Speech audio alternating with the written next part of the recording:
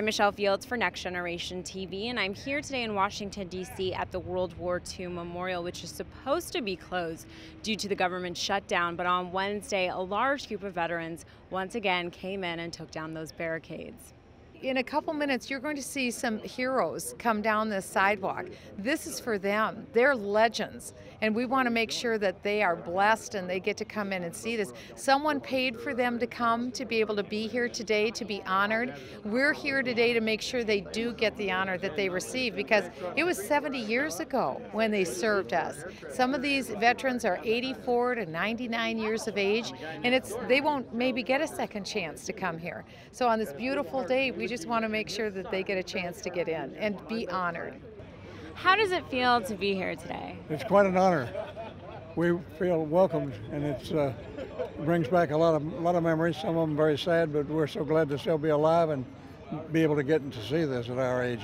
Were you worried that you wouldn't be able to get in because of the government shutdown? No, because they told us at our indoctrination session on Saturday that they knew somehow they'd make it available for us. If we were able to make the trip, they'd make the memorial available for us. So we had no fears of any kind. And this greeting, it was a blessing. We know we're being welcomed to Washington. Great to see people like you coming out to greet us. I can't hardly imagine someone doing all of this for us. I've been an honor flight ground crew volunteer for a few years. We greet the veterans when they come into the airport. We have crews at DCA, BWI, and Dulles, and then we greet them here at the memorial as well. How does it feel to be here? It's far greater than I expected. I think the publicity of what happened yesterday with the Mississippi delegation raised a storm of concern. And this is evident by this pouring out of love from people like yourself and others.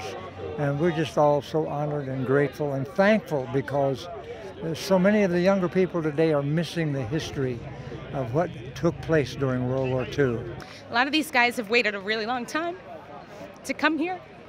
These guys are in their late 80s and 90s. They've been on lists for honor flight. This is a free trip for them. It is a huge opportunity.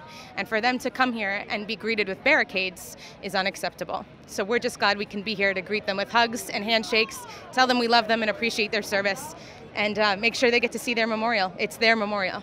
It seems as if it's probably more expensive to have all these barricades up and have this whole mess than to just leave it open. Why do you think they're doing this?